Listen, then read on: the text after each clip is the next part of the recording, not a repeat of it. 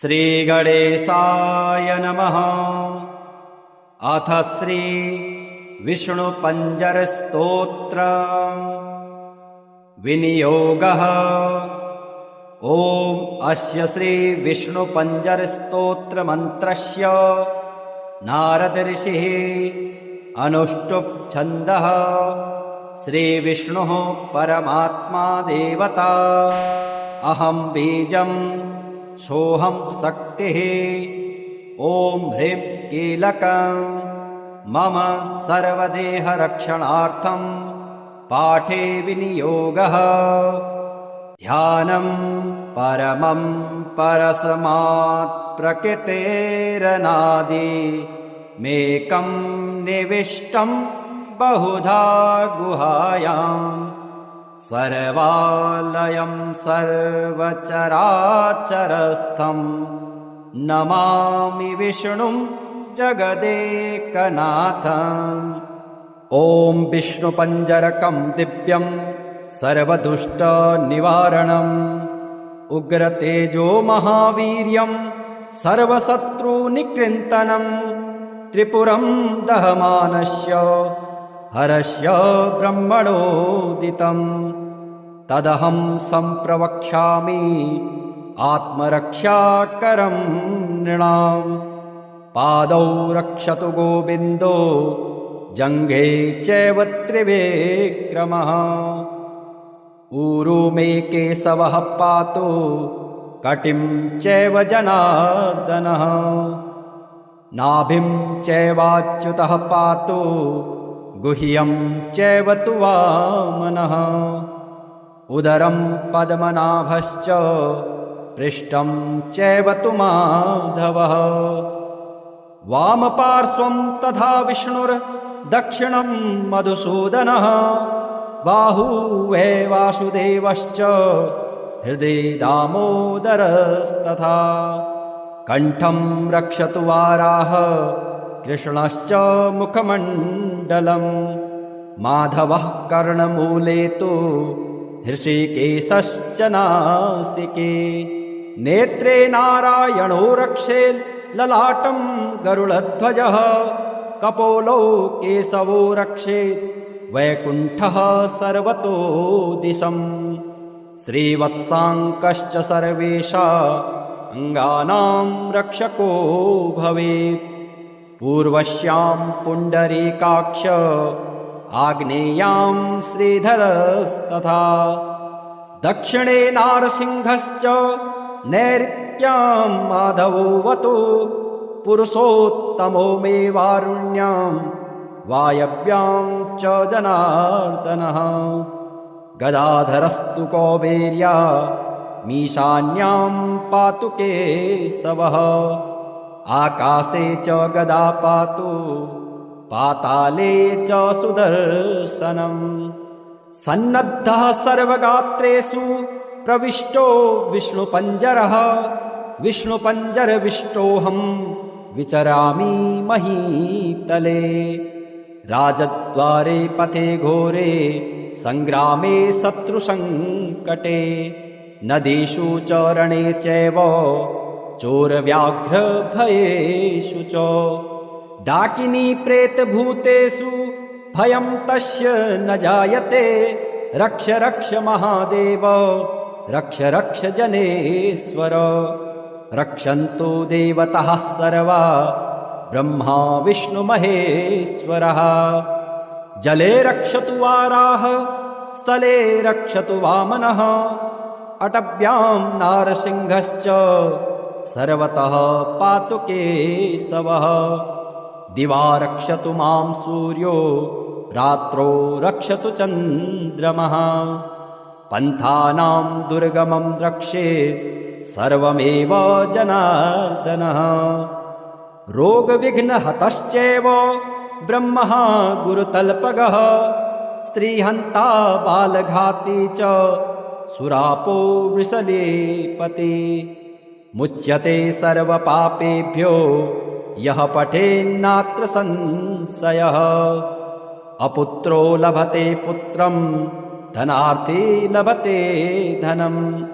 विद्यार्थी लभते विद्यां मोक्षार्थी लभते गतिम् आपदो हरते नित्यं विष्णुस्तोत्रार्थसम्पदा यस्त्विदं पठते स्तोत्रं विष्णुपञ्जरमुत्तमम् मुच्यते सर्वपापेभ्यो विष्णुलोकं स गच्छति गोसहस्रफलं तस्य वाजपेयशतस्य च अश्वमेधसहस्रस्य फलं प्राप्नोति मानवः सर्वकामं लभेदस्य पठनान्नात्र संशयः जले विष्णुः स्थले विष्णुर्विष्णुः पर्वतमस्तके ज्वालामालाकुले विष्णुः सर्वं विष्णुमयं जगत् तुलस्योवाच ॐ नमो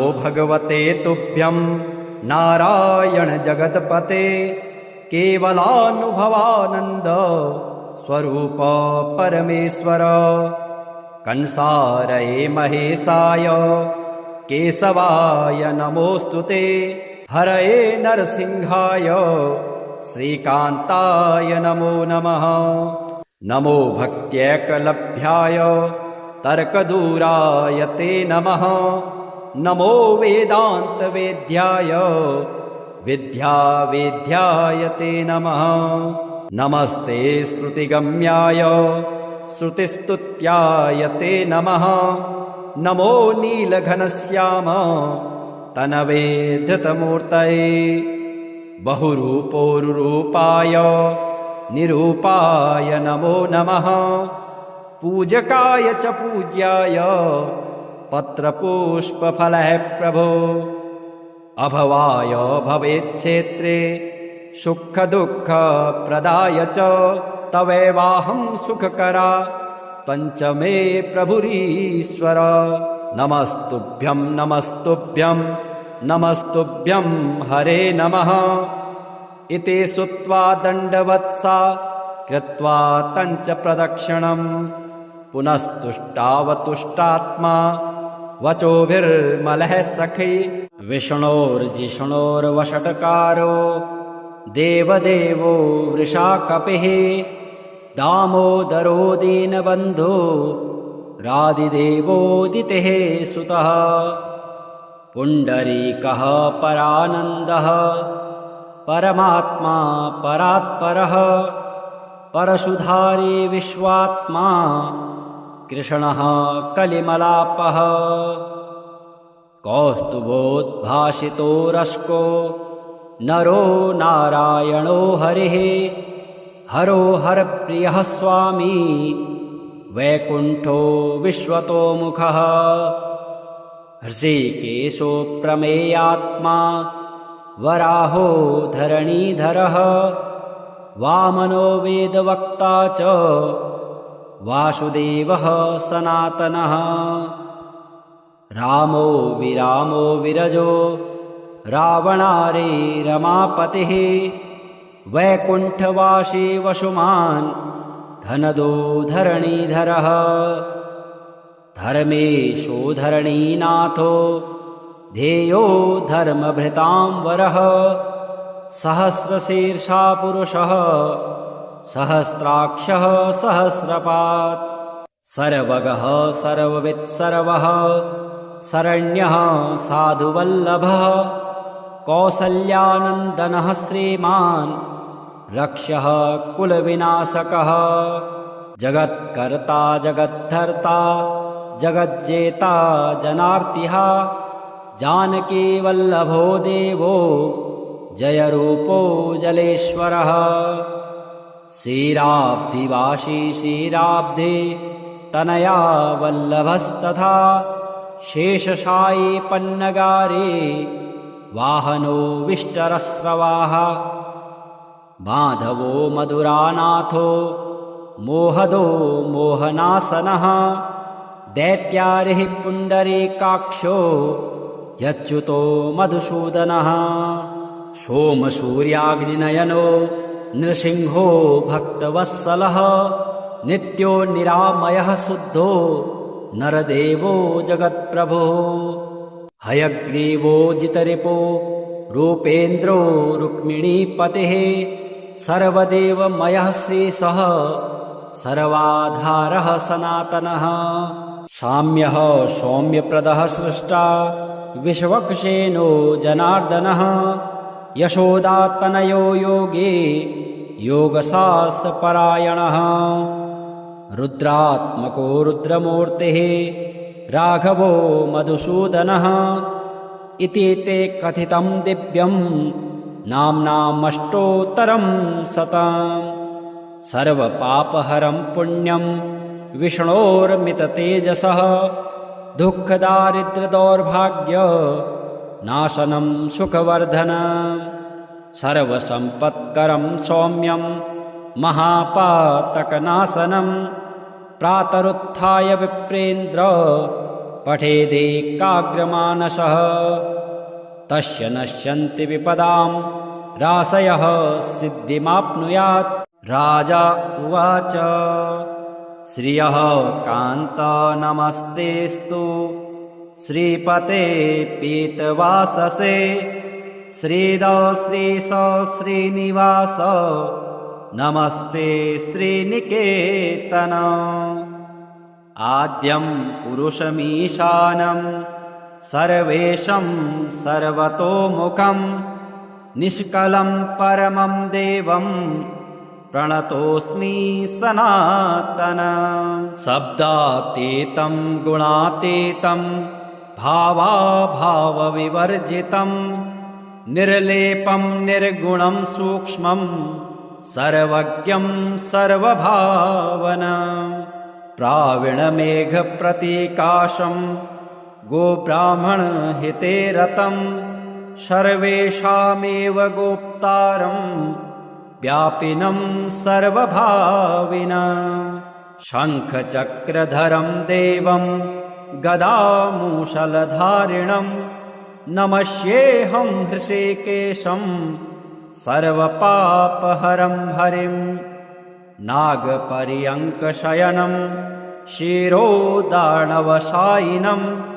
नमस्येऽहं हृषीकेशं सर्वपापहरं हरिं पुनस्त्वां देवदेवेशं नमस्ये वरदं विभुं सर्वलोकेश्वरं विष्णुं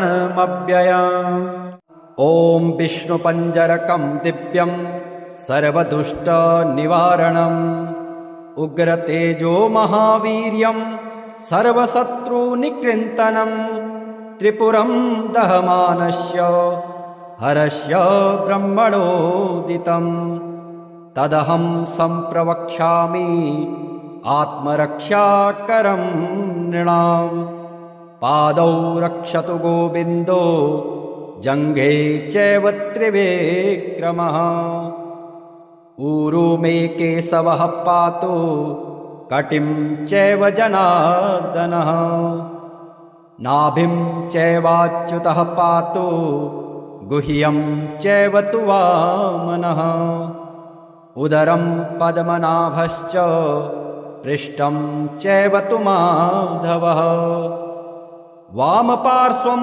तथा विष्णुर्दक्षिणं मधुसूदनः बाहुवे वासुदेवश्च हृदि दामोदरस्तथा कण्ठं रक्षतु वाराह कृष्णश्च मुखमण्डलं माधवः कर्णमूले तु हृषीकेशश्च नासिके नेत्रे नारायणो रक्षे ललाटं गरुडध्वजः कपोलौ केशवो रक्षेत् वैकुण्ठः सर्वतो दिशं श्रीवत्साङ्कश्च सर्वेषा अङ्गानां रक्षको भवेत् पूर्वस्यां पुण्डरीकाक्ष आग्नेयां श्रीधरस्तथा दक्षिणे नारसिंहश्च नैऋत्यां माधवोऽवतु पुरुषोत्तमो मे वारुण्यां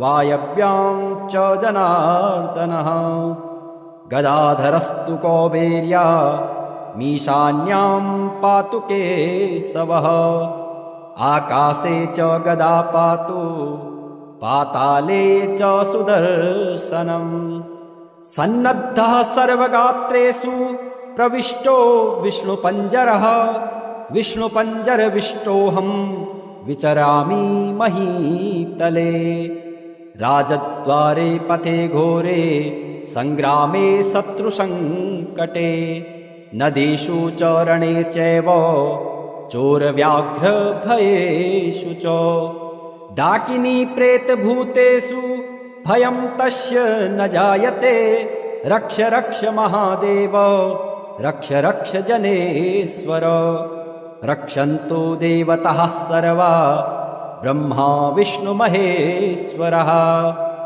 जले रक्षतु वाराह स्थले रक्षतु वामनः अटव्यां नारसिंहश्च सर्वतः पातु केशवः दिवा रक्षतु मां सूर्यो रात्रौ रक्षतु चन्द्रमः पन्थानां दुर्गमं रक्षेत् सर्वमेव जनार्दनः रोगविघ्नहतश्चैव ब्रह्मः गुरुतल्पगः स्त्रीहन्ता बालघाती च सुरापो वृषलेपति मुच्यते सर्वपापेभ्यो यः पठेन्नात्र संशयः अपुत्रो लभते पुत्रं धनार्थी लभते धनं विद्यार्थी लभते विद्यां मोक्षार्थी लभते गतिम् आपदो हरते नित्यं विष्णुस्तोत्रार्थसम्पदा यस्त्विदं पठते स्तोत्रं विष्णुपञ्जरमुत्तमम् मुच्यते सर्वपापेभ्यो विष्णुलोकं स गच्छति गोसहस्रफलं तस्य वाजपेयशतस्य च अश्वमेधसहस्रस्य फलं प्राप्नोति मानवः सर्वकामं लभेदस्य पठनान्नात्र संशयः जले विष्णुः स्थले विष्णुर्विष्णुः पर्वतमस्तके ज्वालामालाकुले विष्णुः सर्वं विष्णुमयं जगत् तुलस्योवाच ॐ नमो भगवते तुभ्यं नारायण जगत्पते केवलानुभवानन्द स्वरूप परमेश्वर कंसारये महेशाय केशवाय नमोऽस्तुते हरये नरसिंहाय श्रीकान्ताय नमो नमः नमो भक्त्यैकलभ्याय तर्कदूराय ते नमः नमो वेदान्तवेद्याय विद्यावेद्याय ते नमः नमस्ते श्रुतिगम्याय श्रुतिस्तुत्याय ते नमः नमो नीलघनश्याम तनवे धृतमूर्तये बहुरूपोरुरूपाय निरूपाय नमो नमः पूजकाय च पूज्याय पत्रपुष्पफलः प्रभो अभवाय भवेच्छेत्रे सुखदुःखप्रदाय च तवैवाहं सुखकरा पञ्चमे प्रभुरीश्वर नमस्तुभ्यं नमस्तुभ्यं नमस्तुभ्यं हरे नमः इति श्रुत्वा दण्डवत्सा कृत्वा तञ्च प्रदक्षिणं पुनस्तुष्टावतुष्टात्मा वचोभिर्मलः सखी विष्णोर्जिष्णोर्वषट्कारो देवदेवो वृषाकपिः दामोदरो दीनबन्धो रादिदेवोदितेः सुतः पुण्डरीकः परानन्दः परमात्मा परात्परः परशुधारी विश्वात्मा कृष्णः कलिमलापः कौस्तुभोद्भासितो रश्को नरो नारायणो हरिः हरो हरप्रियः स्वामी वैकुण्ठो विश्वतोमुखः हृषीकेशो प्रमेयात्मा वराहो धरणीधरः वामनो वेदवक्ता च वासुदेवः सनातनः रामो विरामो विरजो रावणारे रमापतिः वैकुण्ठवासी वसुमान् धनदो धरणीधरः धर्मेशो धरणीनाथो ध्येयो धर्मभृतां वरः सहस्रशीर्षा पुरुषः सहस्राक्षः सहस्रपात् सर्वगः सर्ववित् सर्वः शरण्यः साधुवल्लभः कौसल्यानन्दनः श्रीमान् रक्षः कुलविनाशकः जगत्कर्ता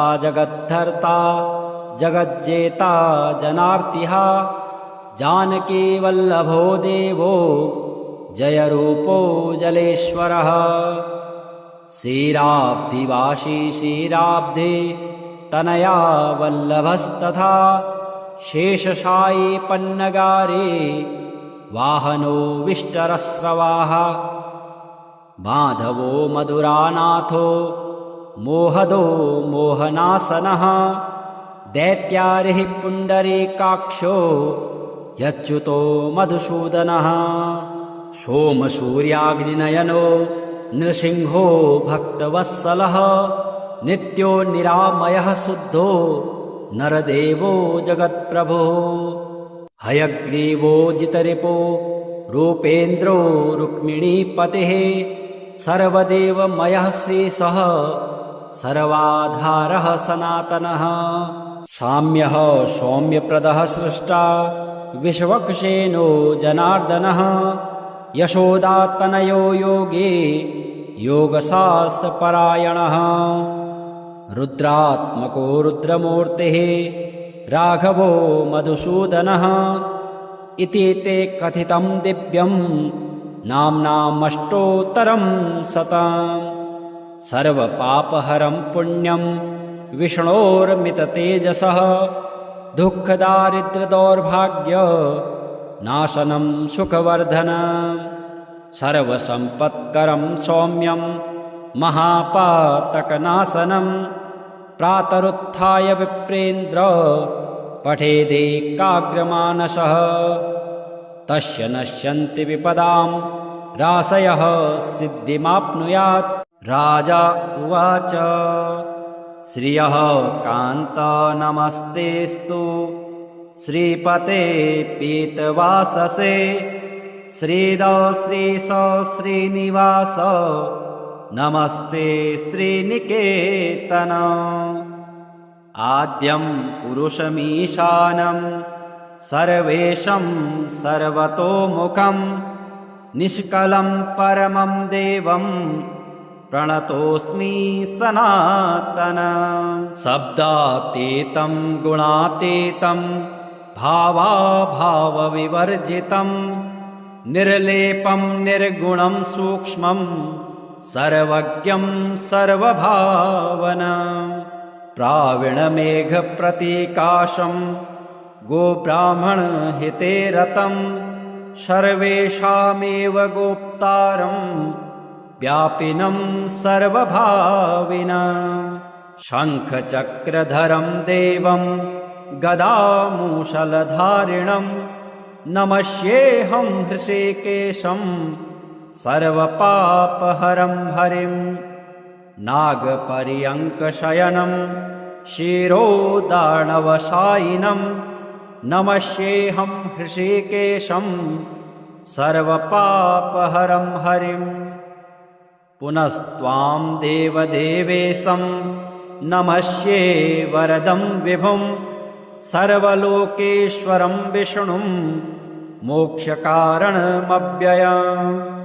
ॐ विष्णुपञ्जरकं दिव्यं सर्वदुष्टनिवारणम् उग्रतेजो महावीर्यं सर्वशत्रुनिकृन्तनं त्रिपुरं दहमानस्य हरस्य ब्रह्मणोदितं तदहं सम्प्रवक्ष्यामि आत्मरक्षाकरं नृणाम् पादौ रक्षतु गोविन्दो जङ्घे चैव त्रिविक्रमः ऊरू मे केशवः पातु कटिं चैव जनार्दनः नाभिं चैवाच्युतः पातु गुह्यं चैव तु वामनः उदरं पद्मनाभश्च पृष्ठं चैव तु माधवः वामपार्श्वं तथा विष्णुर्दक्षिणं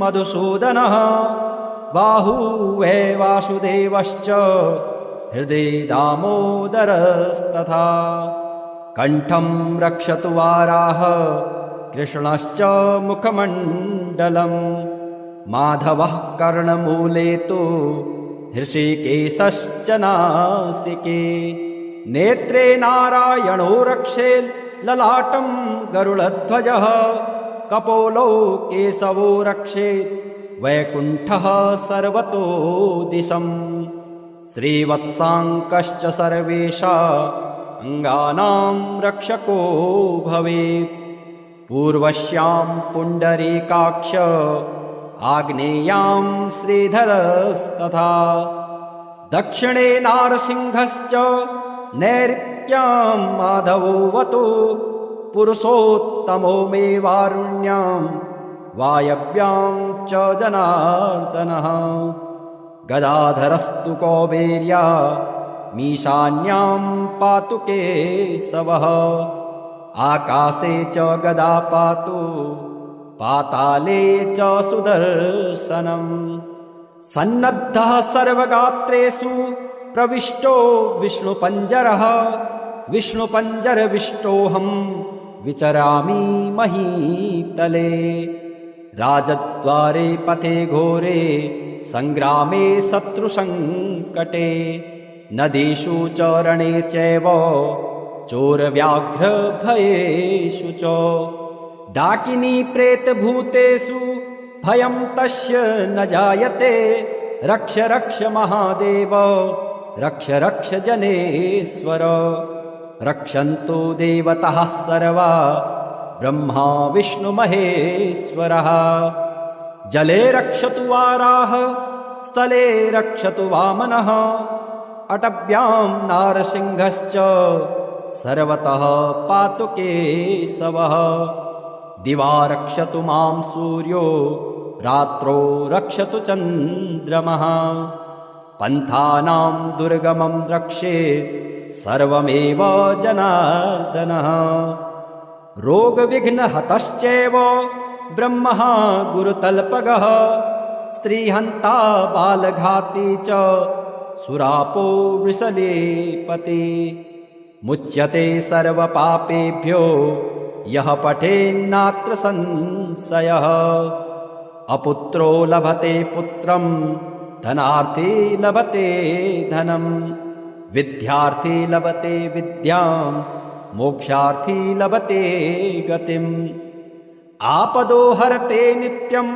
विष्णुस्तोत्रार्थसम्पदा यस्त्विदं पठते स्तोत्रं विष्णुपञ्जरमुत्तमम् मुच्यते सर्वपापेभ्यो विष्णुलोकं स गच्छति गोसहस्रफलं तस्य वाजपेयशतस्य च अश्वमेधसहस्रस्य फलं प्राप्नोति मानवः सर्वकामं लभेदस्य पठनान्नात्र संशयः जले विष्णुः स्थले विष्णुर्विष्णुः पर्वतमस्तके ज्वालामालाकुले विष्णुः सर्वं विष्णुमयं जगत् तुलस्योवाच ॐ नमो भगवते तुभ्यं नारायण जगत्पते केवलानुभवानन्द स्वरूप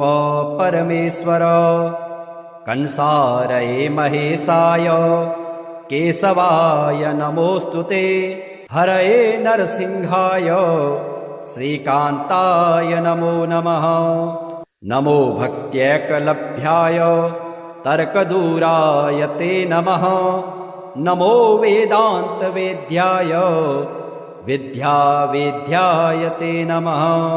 नमस्ते श्रुतिगम्याय श्रुतिस्तुत्याय ते नमः। नमो नीलघनश्याम तनवे धृतमूर्तये।